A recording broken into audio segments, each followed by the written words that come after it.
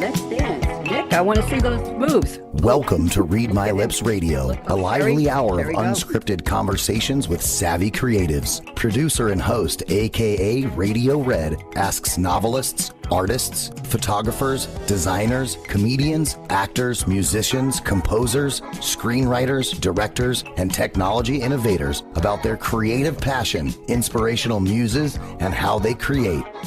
Ooh, how those lips can talk.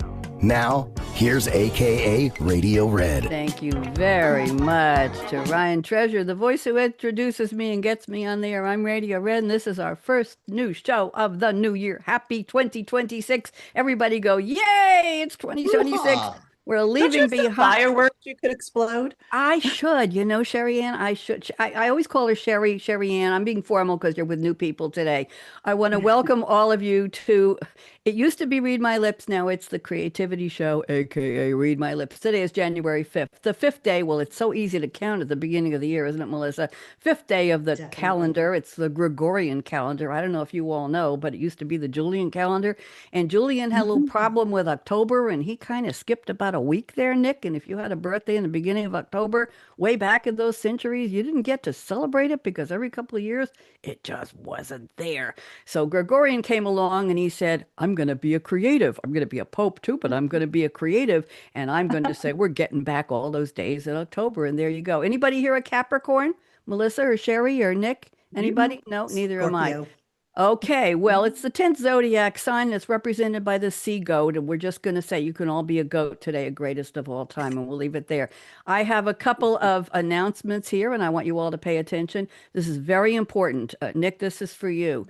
In 1975, the number one song on the Billboard Hot 100 was Lucy in the Sky with Diamonds, but not the Beatles. It was an Elton John version. Aha. And in 1995, Boys to Men had a ballad called On Bended Knee. And in 2015, believe it or not, Taylor Swift was already making waves with Blank Space, but Bruno Mars came along with Uptown Funk. Don't we love that? And he replaced her. And this past year, 2025, Die with a Smile by Lady Gaga and Bruno Mars. I thought you'd all really want to know that. I have a couple of notes about history. Good one. Yeah, I know. We have a couple of notes about history here. In 1965, on this day, the Supremes recorded their signature song, Look at Me. What's the name of the song, everybody? Stop. In the Name of Love. Name of love. That's it. It was at Motown's Hitsville studio in Detroit, and they soon went on a tour of Europe, and that was when the Motown sound went international. Today, in 1979, the double album soundtrack to Saturday Night Fever became one of the best-selling LPs in history. Think about this. Remember 25 million copies sold. Sherry, 25 million, and that was 1979. So that was 45, 46, 47 years ago. Oh, my goodness. And I have to tell you all that the Royal Mail in the UK, I don't know what you think about the U.S. Mail. This is not a political show. But the UK Royal Mail issued 15 stamps celebrating the Spice Girls' 30th anniversary. Hard to believe. Nick, can you believe that? It was the first time the Postal Service dedicated an entire issue of stamps to a female pop group. I'm going to put the lights on here because all of a sudden, there we go. Okay. Because all of a sudden, the sunshine went away and I'm in the dark here. So the stamps were images of performances from 1997 to 2012, including the Brit Awards in 97 and the closing ceremony of the London 2012 Olympic Games. We have some birthday shout outs. I want you all to think about if you know these people. Robert Duvall is 95 today. I know. Apocalypse Now, Lonesome Dove, The Godfather, Tenebrissi, Francis Ford Coppola, or Coppola, however you say it, 87 years old today. And his films directing included The Godfather and Apocalypse Now. Well, that's a coincidence. Bradley Cooper, what a darling, is 51. And January Jones is 48. Anybody remember Don Draper's wife in Mad Men? That was January Jones. She's 48. And in memoriam, I have two for you. I'm almost done with this part. Diane Keaton, who just left us a few weeks ago. Nick, she was born today in 1946. She was in Annie Hall. Play it again, Sam. The Godfather. There we go again. It's Godfather Day. Part 1, 2, and 3. Something's Gotta Give with Nicholson and the First Wives Club. And none of you were around when this young man was born, but George Reeves, 1914. Nick, do you know the name? I do not. Melissa, Sherry, anybody know the name? I know the name, but I don't know why. Okay, he You are was the going original slow. Clark Kent, the Can't. original That's right. Superman Yes. I in the knew it had TV. something to do with Superman. I was trying to put That's it. it. The Adventures Mhm. of Superman on TV from 1952 to 1958. Oh, be still Hmm. my heart. So now I'm going to introduce the show, and I have a special gift for each of you. And here we go. Welcome to the Creativity Show, where stories ignite. Radio Red on her Scarlett Mic, live streaming bright. Now the light's on. I think I'm bright. The foundations of creativity take center stage, where curiosity and courage are turning the page. Sherry Ann Meyer, wave hello. Nick Stevens, wave hello. Melissa, Jay, Jean, Rod joined today. Three seasoned creatives with a lot to say. Hear their paths and insights at our roundtable true. An enlightening hour we're planning to bring to you. So here we go. Sherry, you're up first, and I have a special dedication to you. From Catasauqua, Pennsylvania, where Allentown still hums, Sherry Ann rolls with Steeltown grit and drums. With a Bethlehem Steel dad and an immigrant mom so brave, Czech roots, heart, and hustle are the gifts her history gave. Youngest of five in a family built to care. Writers, teachers, helpers, creativity was everywhere. Sherry liked to bike to the library, devouring books by the score. Then poetry, now two screenplays, and a writer's life. She's wanting more. From retail floors to HR, she made work finally fit, using tech and SAP to design systems that stick. From Paris to Croatia, India, Germany too, Sherry's creative compass roams the world wide through and through. Her two daughters, four grands, and wellness close at hand, Sherry lives and designs creativity, grounded, human, and grand. Sherry, that's my gift to you. I hope you Ah, enjoyed it. I love it. Thank I'm you. glad. Never did that for Love you it. before. I never had your origin No. story. There you go. It's about time. I got to take a sip here. Hold on. Nick, you're up next. Oh Mm, boy, mm. this is exciting. I hope so. Here you go. Nobody else going to do this for you, kid. Okay. That's right. Raised in Dallas, Texas, the son of a preacher's call, Nick grew with music, choirs, trombones, stage bands. Yes, he did it all. A lifelong generalist in sports, he played a little of each, from college golf to coaching kids, always ready to teach. Math and science earned his master's, words once kept at bay, yet life revealed their beauty, their Hmm. power, and lasting sway. Family and fatherhood led Nick's compass early on. Adventure passed to four brave kids, their courage deeply drawn. When profound loss shook Nick's world on a cold Colorado height, grief reshaped his purpose, turning sorrow into light. Now Nick writes and speaks to granddads, calling their hearts to engage in the power of granddad's voice, inspiring families of every age. Now Nick's crafting bedtime stories, sometimes messy, illogical, but true, teaching dads the kid love tales just because they're made by you. Nick, I hope you enjoyed that. I'm That's glad. beautiful. I'm That's glad. awesome. Thank you. I love it. My pleasure. And Melissa is here. Born Mhm. in, you ready? Born in Channelview, Texas, then cut and shoot small town flair. Uh-huh. Melissa Jean Missy grew up with stories everywhere. History, literature, her first great loves took hold. Then Mary Poppins saga, dreams, and musicals were retold. After heartbreak struck, Missy packed her bags to roam. She landed in the Potomac as a nanny, far from home. That role became a calling and a love she didn't plan, marrying a single dad and helping raise his young man. From bookstores to travel school to massage therapy she tried, Missy followed her curiosity wherever it led her stride. From Belize to Italy, Africa to Fiji's crystal shore, with fencing, belly dancing, and flying squirrels and a chinchilla she cared for. In her memoir, The Daddy Files, even hidden truths ignite, where forgiveness, identity, and healing shine their light. Missy, Good. Oh my gosh, I love it, Red. That is I'm awesome. glad. Now, let Yeah. me finish up the opening here. So, gather around where the cool vibes, the cool kids sway as we dive deep into creativity today. Radio Red's energy is lighting the way. We hope to inspire you to live large, to love life. I'm crying already. Hold on. Your Oh, almost made me cry. Live large, love life, and play. So, I want to welcome the three of you, and that's how I welcome my guests with a custom bio. I don't call these poetry. I call them rhyming intros. Sherry, what do you think? You enjoy that? I love them. I love them all. I'm so Yeah. honored. Thank you. You're very, very welcome. And That was full wonderful. disclosure, I do have a colleague who helps me write these, and her name is Sylvie. Sylvie. And Sylvie is online and she's there 24 hours a day for me. And I send her your origin story and I say, I need 12 or 14 lines. She sends me back a coalescence or a summary of all the key points. And I Mhm. go over it and I say, nope, nope, you missed this. And Missy, Melissa, you missed these. Nope. And I say, we need more. Sherry, no, we missed these on Sherry. No, we've got it. We've got to say this and that. Nick, no, you left out this. And we go back and forth until I'm satisfied. I change a lot of the rhymes, I change some of the cadence, and Sylvie will say to me, Red, that's really cool. And I say, thank you, Sylvie. And we send each other bisous, bisous. We talk in French. It's very exciting. So if you haven't figured out who she is by now, I'll give you the cliff notes after with the show.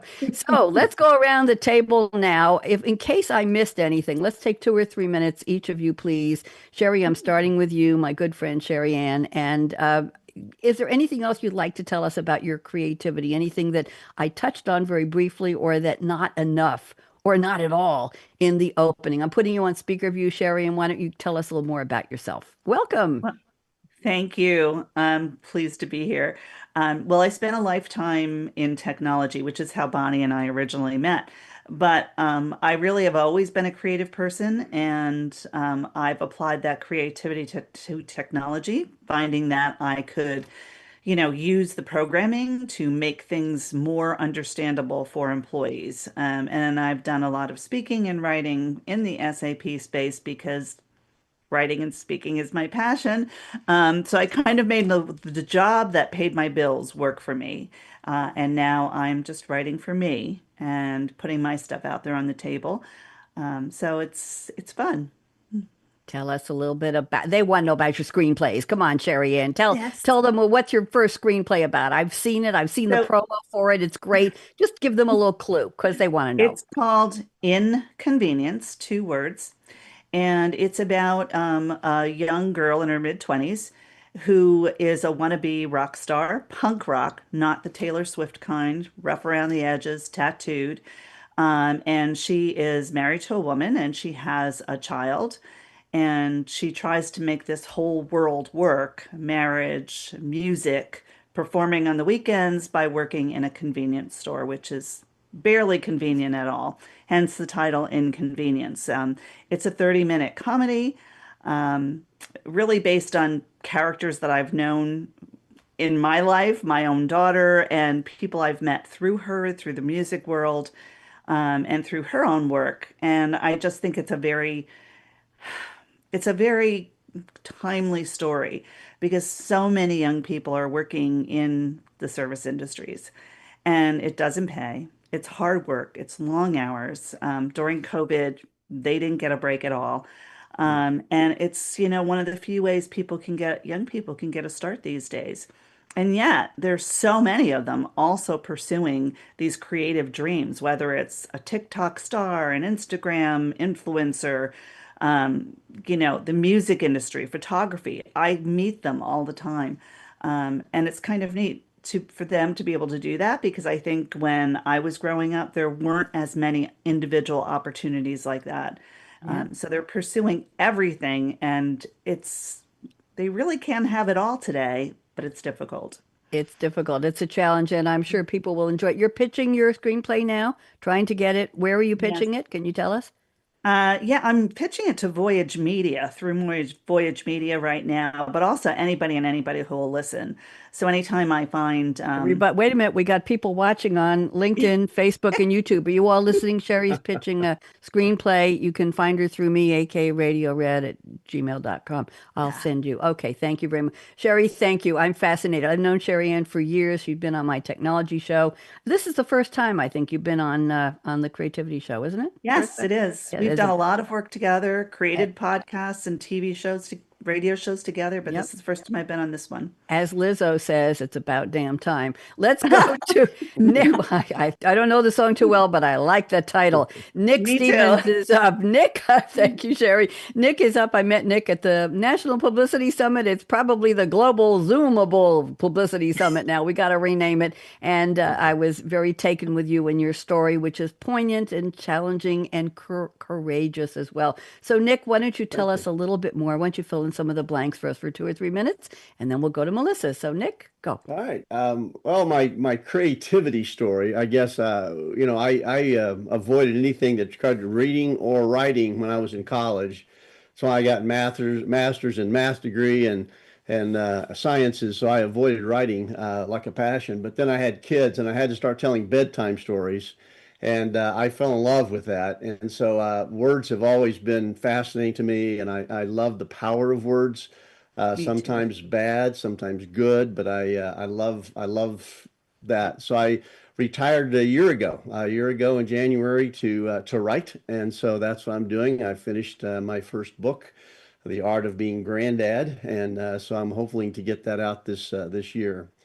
You mentioned my life-changing story was when I loved adventure. I've camped with my kids. My kids loved mountain climbing. I had two of my four that were professional actually, and the two of them climbed a mountain in southern Colorado. And in January 10th, annual this coming Saturday, and triggered an avalanche that killed my 20-year-old daughter, and my 22-year-old son survived it. But everything about life changes when you experience that. And I looked at who I was and changed my focus from programming and being a software engineer manager into trying to help fathers become what fathering is, studying fatherhood, teaching about fatherhood, speaking about fatherhood, now moving into grandfathers as well. A lot of granddads don't know really what their job is other than to be a friend of the kids. And so I'm articulated this book that hopefully will kind of give them in this belief in themselves about creativity that they can speak into their kids' lives. So that's kind of the things I've been working on. Thank you. Thank you for Love that. sharing that. And Nick, granddads, it must be a very broad age-wise demographic, a cohort that probably starts, I'm guessing, for some in their 40s and for some 60s, 70s, even 80s. That's Yeah. a big swath It, of people to how do you address it? Is it the same message for all? Just briefly tell us. well, it is kind of it's a life situation more than an age situation. Obviously, you got to be old enough, but you've seen a lot of life, a lot of bad things, you've seen a lot of hard things, and so it's those things that give granddad this powerful voice. And so it's this role of being granddad and the power of my words to change and fulfill the lives of my kids, give them identity. I think granddad needs to speak identity into my grandkids more than anyone else can. They wear my name a lot of times, and so I'm Okay. really responsible for that. So Thank I can you. speak to it. I need to talk to you about writing a book about grandmas. Sherry's a I'll get my grandma. wife and I, we'll do that together. I'm a grandma. Sherry's a grandma. Melissa, are you a Mhm. grandma? Yes, I am. I've got Mhm. 5 grandsons right now, and my sixth one is coming in April. Well, that's very, very Fun. exciting. I've got two. Sherry, you've got what, four? I have four. Four. And Melissa's got five. And Nick, how many grandchildren do you have? Seven. 7. Boy, we're counting high. If you add it all up, it's 7 and 5, 12, 7 and 6, 13, 14, 15, and 4, 19. Did I do that right? 19 among us. We got a football team there. We got a Yep, baseball we team. We do. got a couple Yeah. of tennis doubles. And oh my Yep. goodness gracious, interesting. Yeah, the challenge for grandparents today is that when your grandkids get to be early teens, early adults, which mine are, they have their own lives. And people say, "Oh, write your memoir." It's like, well, as much as they love me, they don't want to read my memoir. Are you kidding me? It's from another They will time. one day. They will one day. Maybe, yeah, if But I leave it to them, they might. But Nick, go but for ahead. but for the creativity show, what they do love to hear is those stories. Yeah. Yeah. The memory Yeah. of this weird thing. Every Christmas I can tell a story about something weird and they love it. Good point. We'll catch up on that later. We might need to do a show on one of my other series about this. I think that would be fun. Get some grandparents together. I hadn't thought about that. Would you all? Of course, you're all going to agree to it. Yeah, that would be great. There's Wouldn't things, Nick, that aren't necessarily weird. They weren't weird to us, but they're weird to them. Good Yeah. point. Exactly. Yeah. Just routine stuff Like to me. rotary phones. Yes. Well, Yeah. my granddaughter grew up when she was 6 months old. They put her in front of a keyboard and she fell asleep on it. And there's a famous picture of Sarah fall asleep on the keyboard. But at 5, her sister had her own computer and was playing My Little Pony games in her room on the. It's like, what? Okay. All right. Let's go to Melissa. You've been so patient. Melissa, welcome. Why don't you tell us a little more about your story, please? And welcome. Hi, thanks.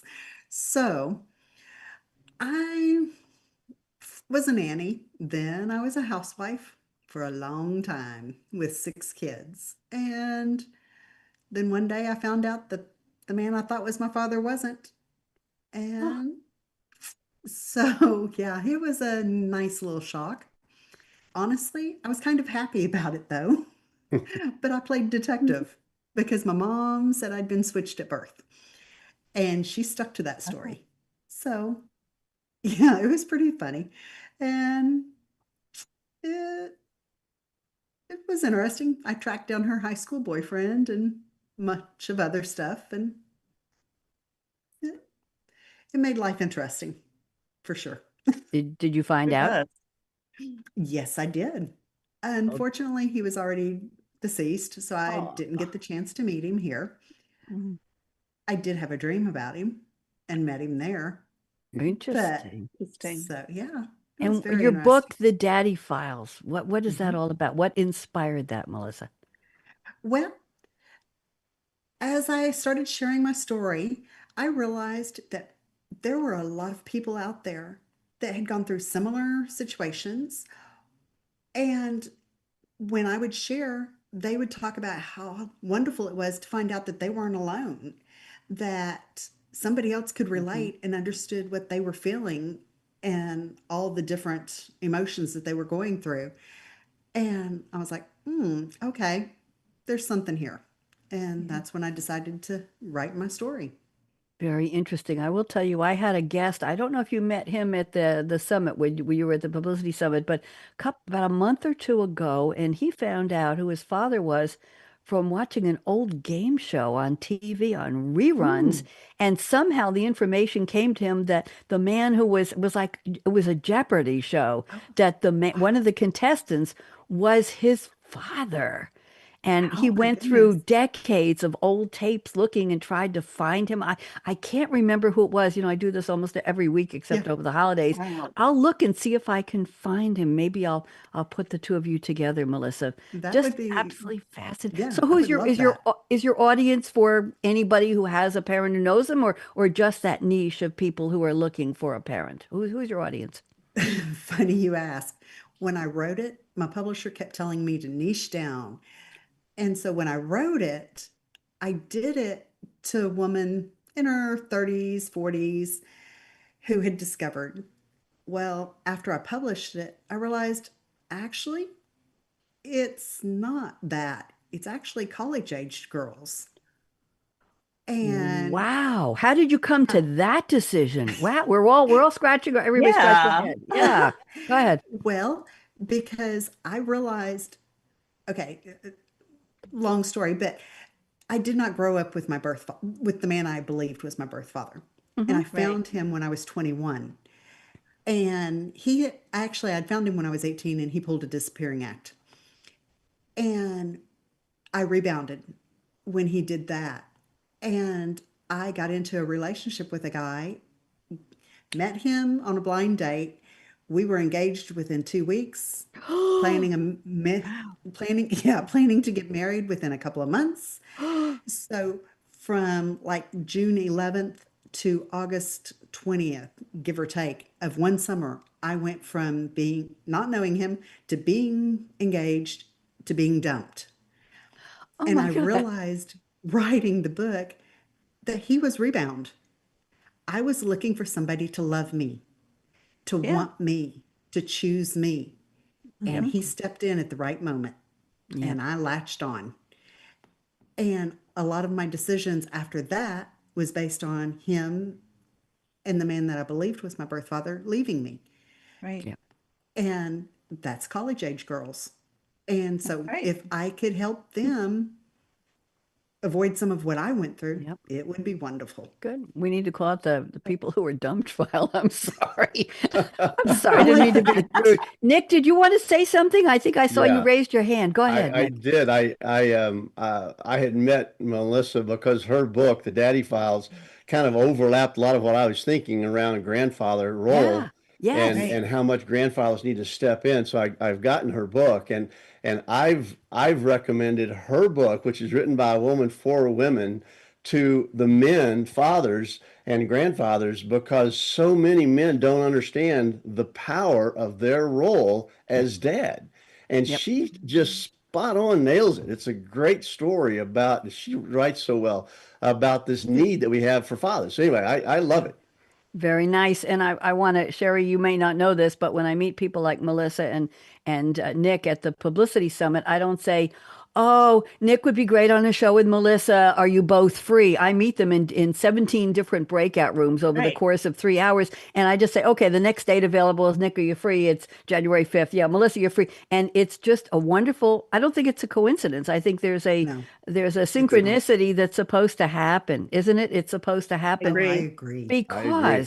because we all have that thread of creativity and there's some kind of Mhm. a story we want to tell, and sometimes they intersect. Anybody remember what a Venn diagram was? Anybody remember Mhm. Venn diagrams? Yeah, I do. okay, it's I'm a math teacher.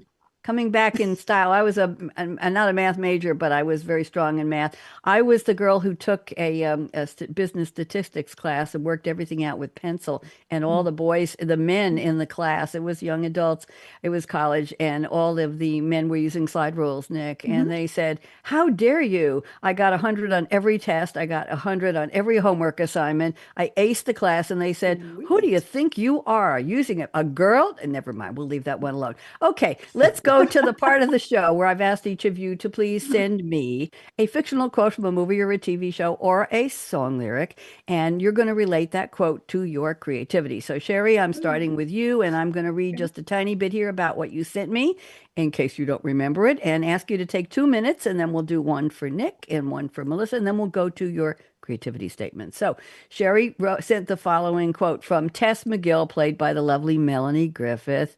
The movie was Working Girl, 1988. Has it been that long? Romantic comedy drama Crazy. film directed by Mike Nichols, starring Harrison Ford, Sigourney Weaver, and Melanie Griffith. An ambitious secretary from Staten Island, New York, is working in a Manhattan mergers and acquisitions firm, and she's going to business school at night. And she has a great idea that she thought would make lots of money for the firm. And she all of a sudden finds out her boss is going to take credit for it. So her boss goes to Switzerland somewhere and has an accident. She breaks her leg and she says, "Oh, come and house sit for me while I'm recovering." And Melanie goes and decides to become the boss and pitches the idea herself. And let's just leave the rest of that alone. So here's what Sherry's quote is. "I'm not going to spend the rest of my life working my ass off and getting nowhere just because I followed the rules that I had nothing to do with setting up." Okay? That's a poignant quote there, Sherry. Okay, I think it has something to do with your book too. So, Sherry, why don't you tell us a little bit about what this has to do with your creativity, and then I will read Nick's quote next. Go ahead, Sherry. Oh God, working when that movie came out, she was me, and always wanting to do something more and not being heard. And the irony in that movie is that the person who betrays her is a woman. The person who finds her talent is a man. But it's about achieving things, and the same thing as Inconvenience is about a more modern take on it today of how hard it is as a woman to be in a man's world because in Inconvenience, my core character, Tay, is in the music business, which there's nothing more male dominated than that. Yes, we see female artists, but it's all run behind the scenes by men. Tay's backup band that works with her is all male, and they don't often respect her as the leader of the band. So it's really a lot of the same in my story that I'm writing. That's more based on today's female starting out. Tess was going back to college at the time. I think I watched that movie. I was also, working and going to college at night, and so she really resonated with me, and I just love that movie. Very, very cool. Did it inspire you? Did you take any lines from that movie in your book, or just it's just I there, part of I your story? don't take lines from books. The way I think you and I talked about this a little bit, what inspires me are things and ideas and people that I meet. And I'll jot down notes in my phone, or if I have a manual notebook with me, I'll pencil write it in. And things just ultimately come together for me, like the screenplay that writing right now. It's really about what's going on with higher education, but also about the haves and the have-nots in the educational system and not being able to afford to go to college. And then again, Okay. it's a female lead. There you go, So female lead. just And those are the knitting. kinds of TV Yep. shows. You know, I watch a lot of French detective shows, Sherry, and Yeah. most of them are female, strong, quirky female leads who are, and nobody pays attention to them and nobody respects them. And Mhm. the men are saying, "Oh, why is she up to her knees in mud and carrying a pink designer purse to the crime scene? And why is she sniffing the clothes on the dead person lying in that tree bog, huh?" And then she says, "I know who killed him." And then they just know. They're just very, very, of course, they're always having a thing with one of the men who work for them. Anyway, let's go on. Thank you, Sherry. Nick Stevens, you have sent a quote from General Maximus Decimus Meridius, played by Russell Crowe. The movie, of course, is Gladiator, 2000 epic historical drama film directed by Ridley Scott. Woohoo! All kinds of wonderful people in it. Maximus is a Roman general who is betrayed by Commodus, the ambitious son of Emperor, a lot of big words here, Emperor Marcus Aurelius murders his father and seizes the throne. Reduced to slavery, Maximus becomes a gladiator, not a glad one. And I don't know why I said that. And rises through the ranks of the arena, determined to avenge the murders of his family and the emperor. Very interesting. The screenplay was inspired by a novel, a 1958 novel by Daniel P. Mannix called Those About to Die. The film grossed $466 million worldwide. Did you know that it was the second highest grossing film of 2000, Nick? Did you know that?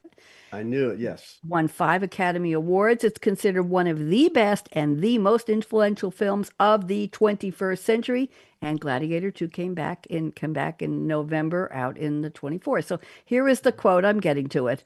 What we do in this life echoes in eternity. Well, that's a big deal quote. Okay, Nick, what does this have to do with your creativity? Go. I didn't know about the book that it came from, the storyline about facing death, and I think that's the thing. As we get older, I have more of a desire to have what I've done in my life echo for eternity, and so that's where I decided to write. You know, our words have power. If people pick up on my words, my children, the ripples effect of my life can go on beyond what I can even imagine. And if there's a spiritual hint to it, you know, a life in it, it'll be eternal. And so I think our words, what we do, way we behave, the sacrifices we make, echo for eternity. And that's our culture right now in America is pretty self-centered and satisfying myself, and we don't really focus enough on what's the effect of my life going to be after I'm gone. That's my inspiration there for it. Very nicely put. Thank you, Nick. Very, very true. And that has to do with granddads too, doesn't it? Absolutely. What's left? Building a legacy What through that. stays Right. when we're gone? There you go. Thank you, Melissa. You have picked a quote from Rafiki, voiced by the late wonderful actor Robert Guillaume.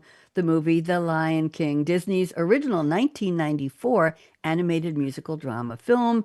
Rafiki was a wise old mandrill, bringing the shamanistic character to life with his, is about the actor, distinctive voice, and he used various accents, including a Jamaican one, to create a unique sound for Rafiki. It was produced by Walt Disney Feature Animation.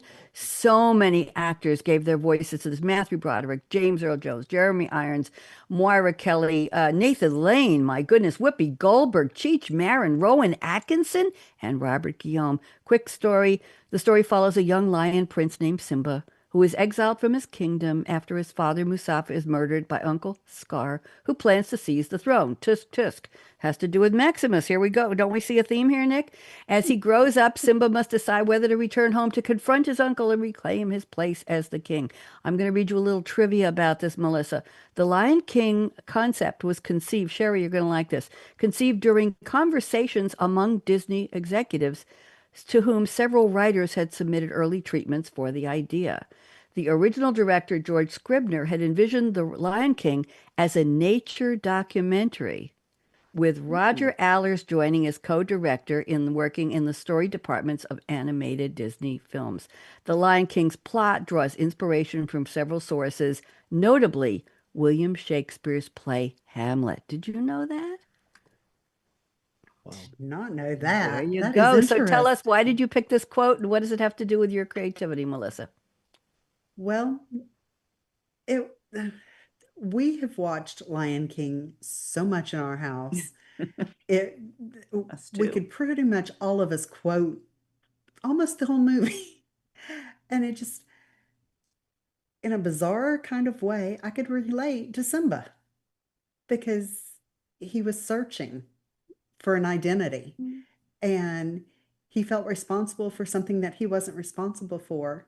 And that's how I felt.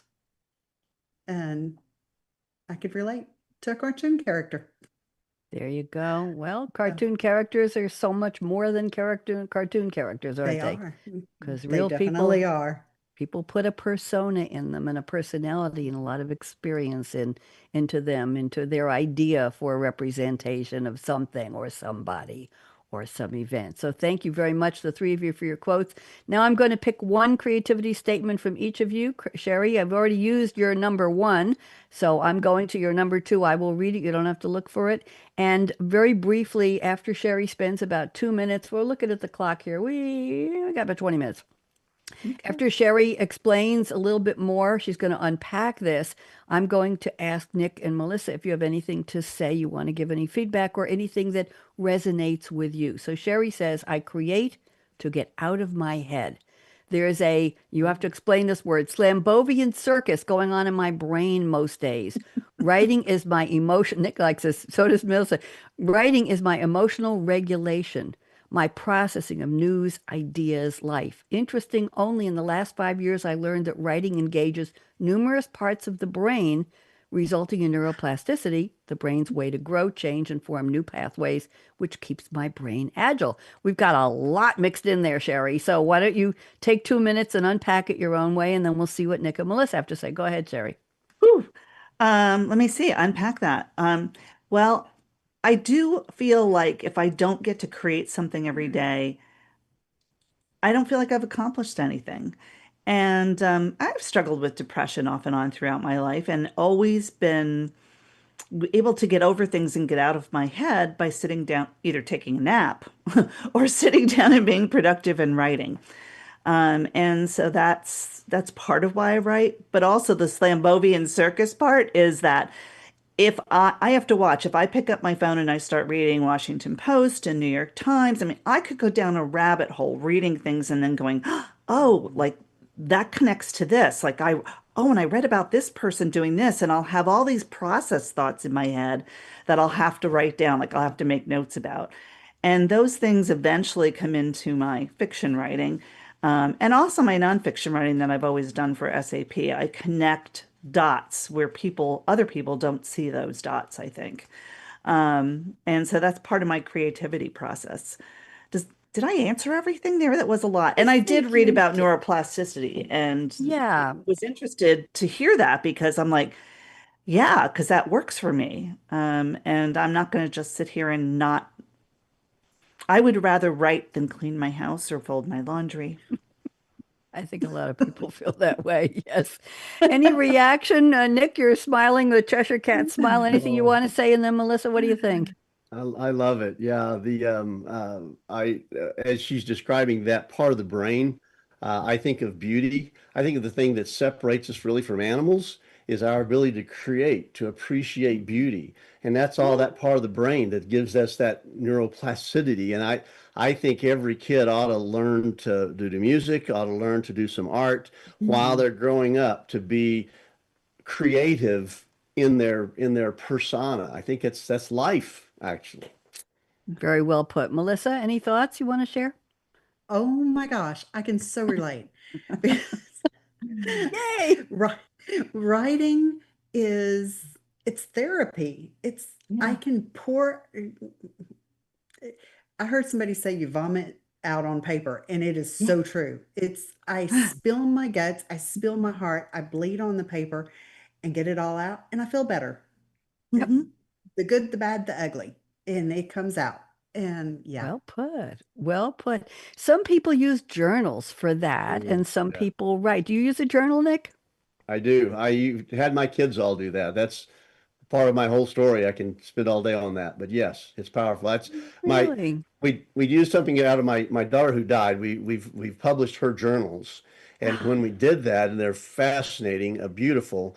Her older sisters went home and tore out all her journals. That she had done that. She had said, "I don't need anybody reading this stuff after I pass away." Pulling all that out of there. I was wondering about that. Thank you very much. So much for journaling. I tried journaling years ago, and when I went back and read, because I was, Sherry, it was a time when I was very sad and depressed, and I went back and read it, and it made me feel sad again. So I just stopped. I didn't want to look at it. Nick, I'm going to two of your statements, your creativity statements. Number one, you say, "In the quiet of my office, my inner self seems to come alive.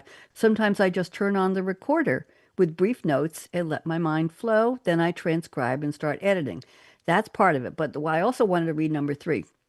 You say Okay. my writing to date has been nonfiction, but I'm thinking about collecting bedtime stories I told my kids.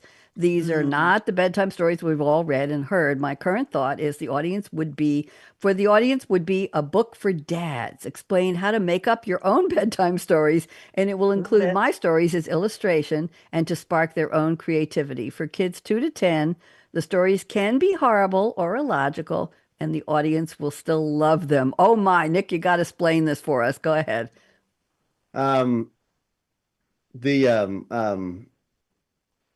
kids love to hear dad specifically talk. My book is going to be a series called Being Dad Granddad, and so one of this book I want to do is about telling bedtime stories because it's such a this the need for creativity starts very, very young. There's no more creative time than when a kid is 2 to 5, 6 years old, and they can imagine anything. So if dad sits down with a like I used Pegasus was one of my series. I would tell a Pegasus story and it would be no planning. I just sit down, Dad tell us a story, and so I just sit down and start talking, and but I'd have a character quality patience. And so I would build something up about Pegasus getting frustrated and angry and then having patience. And so it's a tool that just aided me in my fatherhood. Very nice. And the idea that our writing does help us. I think that's a thread. That's a theme here. Anything you want to say to that, Sherry or Melissa? Any comments back to Nick? Well, I love the idea of you coaching dads on how to, Mhm. tell stories. I think, and the creativity thing is really interesting because I found that with my grandchildren too. The one that's 3 is still like, okay, let's play blocks. Okay, let's play Play-Doh. Hmm. Okay, let's draw. And a lot of that. The older one draws a lot, but has gotten into video games. However, he does exercise creativity in that because he does Minecraft and builds. But I'm wondering, like, how do we get them to stay on task with, reading, writing, drawing, and away from the video games? It's tough. You have to bring that creativity and imagination into it to be Yeah. compelling to them as what they're seeing in the games. I think that's the challenge. Melissa, anything Yeah. quickly you wanna? I want to go to you in a second here. Well, Anything you want to say? well, actually, my husband used to tell our kids, and he's not what I would term a creative, but he used to tell our kids Pootie the skunk stories, the older kids, and they thought it was the most hilarious thing. So yeah, I love the idea, You Nick. too. That would be It great. it doesn't it doesn't have to be good. That's what it's like. Yes. Yes. I Yeah. don't care how horrible or how stupid the story Right. is. They just dream it up, man. Just soak it in. Yes. Yeah, they My mom did. used to tell me and my sister stories, and I put them into a little book. I didn't publish it, but I That's right. right? Mhm. Kitty Yeah. Appleface, and it was about a kitten who lived with his mom, and Farmer McGregor had a lot of apples that fell from the trees, and Kitty would scamper over the fence and take the apples and bring them home and say, "Mom, it's time to make apple pancakes." And Mom would, and she'd say, "By the way, did you tell the farmer you, but they were on the ground, Mama." You still, and Kitty has to go back and apologize to the Mhm. farmer. And then they travel, and I have Kitty going to the moon and finding apples, and Kitty going undersea diving and finding apples. I never published it, Sherry, but I have all kinds of You need illustrations, to. poems. Well, this is my year of public. I'm starting my own imprint this month, and I'm gonna Cool. just throw everything out there. I don't need to Yeah. sell it. I'm just gonna put it out there and give it away. Okay, Melissa, let's go to yours. Melissa, I'm reading your statement number 2 and 3. We're good on time here. So you say, I don't necessarily have a specific time of day that I'm more creative, and I have discovered the words flow in busy airports just as easily as they do outside next to my pool with a gentle breeze blowing. You say, I love listening to music, and sometimes a lyric will spark a thought, and I'm Mhm. off. Listening to Hillary Scott did that a lot while I was writing this particular book. And then you say, I was in Africa this summer watching the animals, got me thinking about a new train. So I roughed out a whole series for the future. Melissa, we want to know a little bit more about that. Go ahead, take your 2 minutes. Okay. So, yeah, I discovered I can be in an airport waiting and I can tune everybody out and I can write. And I can be sitting on a beach or next to my pool and it can be quiet and peaceful and I can write. It's great. Um, and yeah, my husband and I spent 3 weeks in Africa this summer, just the two of us, and it was amazing, which kind of surprised me. Not the Africa being amazing, but just he and I together being without any. That's the part that was the kicker. Yeah, okay. Glad you clarified that. Continue. Go ahead. Go ahead. Um, so, in fact, I joked that if I came home without him, the lions ate him. And that was the story I was going to stick to. There's a book in there. Melissa, Yeah. there's got to be a book in there. So, Continue. Go ahead. but while he was out one day hunting, I was sitting in camp and I got to thinking, I always wanted a pet skunk when I was little. And me growing up without my birth father, lots of kids do it. So I decided to write a children's series geared towards small children that were experiencing it. And the main character is going to be a skunk, Sugar the skunk. Love it. I love it. And Every That's time fascinating. I also have an affinity for skunks, or I did before I knew what they did. well, exactly. every time I'm in East Tennessee right now. Don't ask me. And a New York girl in there's a whole story in there too somewhere. Nick will have to sit down and write it for granddad somebody. Anyway, every time I'm driving down a country road here, and all of a sudden I'll say skunk. So I can now Yeah. say the name of whatever the skunk is in your story. Melissa, you'll tell me how to give it a name, and I'll assume it's a cousin of your skunk. Nick, you want Sounds to make good. a comment? And Sherry, Nick first about what Melissa said about being able to write anywhere. Nick? God gave us skunks so that we can all remember we all stink a little bit. You stinker, you. Who said that? Who said that in the cartoon? You stinker, you. I don't remember. What about writing anywhere, though? Sherry, you were saying you can write anywhere? I can write anywhere, if people don't talk to me. Okay. Well, speaking of That that, disrupts my train of thought. So, anybody here write when you're in a coffee shop, as a Starbucks yes, or I anywhere? can block it. I can block it. Yeah. But some people I've had on the show say that they listen to conversations, and that Oh, yeah. sparks that's the good. ideas Yes. for, Mhm. I wonder what Uh-huh. why are they here? Oh, really? Oh, yeah. Eavesdrop. Yeah. He said Uh-huh. this, she said that. Yes. Oh, yeah. And stories come out of that. Nick, you're nodding. You ever do that? Yeah, I was going to say that I'm the other kind of other way. You mentioned earlier, in my office, I kind of need to be quiet and my brain Mhm. can kind of go off into the world I'm trying to envision. And so I kind of like it to be quiet and distract. I'm easily distracted, so that wouldn't work. Me too. Me too. I want to get back to neuroplasticity for a second here. Who was it, Sherry, you were saying about neuroplasticity? I don't know if Mhm. anybody here does it, but I play multiple word games a day, every night. And I feel that Mhm. helps me not only with vocabulary, Yeah. but with timing, with creativity. I play Wordle, Strands, Blossom, Connections, and New York Times Mini. And I have a race. Sherry plays Mini as well. I have a race with my neighbor across the street. She can do the Mini New York Times puzzle some days in 40 seconds. Yeah, she's a savant. Nancy, and my best time, I got a 40, I got a 38, but my best time is running in the high 50 seconds range. And I find that, but talking about that, I find that Wordle is the hardest, and I'll tell you why. Because all you're given is six lines with five Mhm. blank squares. Yes. No clues, no hints, no, it's a Mhm. book, it's a dog, it's an animal, it's a Right. country, nothing. And you've got to come from nothing and solve it. And I've been on a string of getting it in by three. I've been on a string of getting it solved in three. But that to me, Cool. and I play words with friends. That's my sleeping pill at night. I take my iPad in bed and I have 51 games going with about six people all over the world. And I have to come up with words and I say, how fast can I do it? Okay, I go to sleep now, thank God. And I wake up and there's a woman in Britain who's playing 32 games with me, and every time I'm asleep, she's filling out all 32 puzzles, and I wake up like, oh shit, I thought I did that. Is anybody else here? I have some things to tell you. We're almost done. I Nick, do you play I any do puzzles? I do Wordles and wordscapes. I do it every day. Oh, I Mhm. haven't done Okay. wordscapes. Okay, Wordscape is Melissa, you know what? Maybe we'll I we'll do something together. Melissa, what do you do? Any puzzles? just Wordle. That's the only Okay. one. A couple of those you mentioned I'd never heard of, so I'm gonna have to go Google them and find them and Strands is a download them. good one. Strands gives you a theme. Yeah. It's a catchphrase like Oh, I I like never that. heard. I already knew that, and then you have to figure. Yeah. It's a jumble. It's a word jumble. You have to figure, and there's Oh, I a like those. pangram where it lights up in yellow when you get the theme word. Okay. Yes. 4 minutes. Okay. Thank you. Jordan's giving me the 4 minute sign here. Okay. So I want to read to you a couple of quotes. I think you'll enjoy these, and then I'm going to read you one of my poems, and then we will go out with the music. So.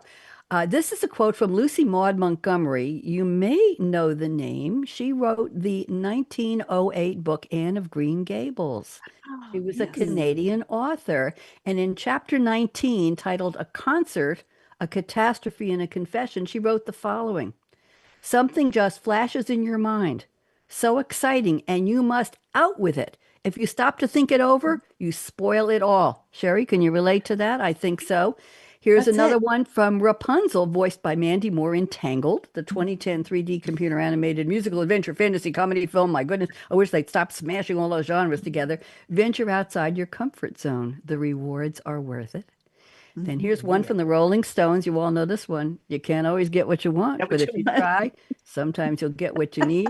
And here's one from Glinda. I love collecting quotes. Glinda, the Good Witch of the North, played by Billy Burke. We're talking 1939 here, Wizard of Oz. You had the power all along, my dear.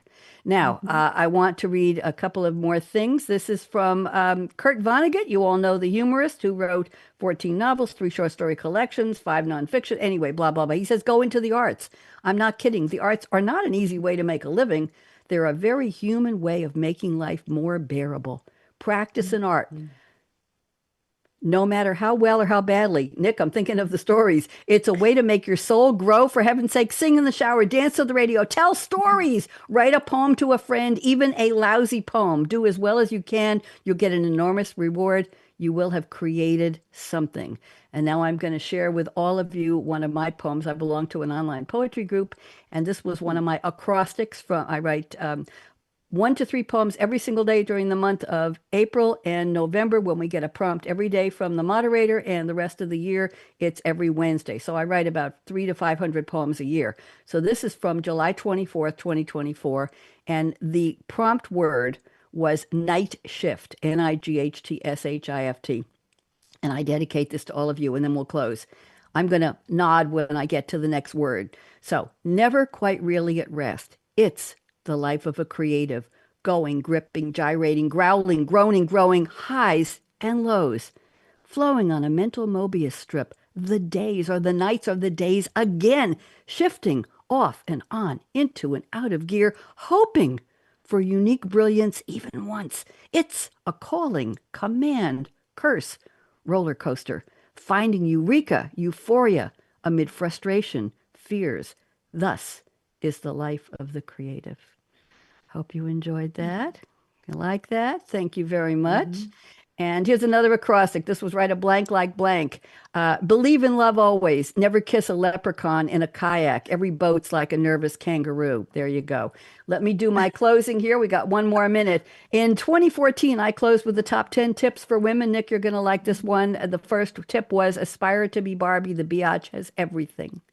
And here my final closing. Life is short. Break the rules. Right, Sherry? Of course. Forgive quickly. I'm still trying to figure that one out. Kiss slowly. Yes, that's it. Love truly. Laugh uncontrollably. Everybody laugh with me. 1, 2, 3. Don't hurt yourself. And never regret anything that made you smile. Final. Work like you don't need the money. Dance like no one's watching. When I taught disco in high heels in a cafeteria and 250 students were... Everybody what? Sing like nobody's listening. I didn't sing today. And love like you've never been hurt. We all have. Let your heart regrow, regroup, and love again. Money talks, chocolate sings. Da! I did. And last but not least, I stole this line from somebody 20 years ago.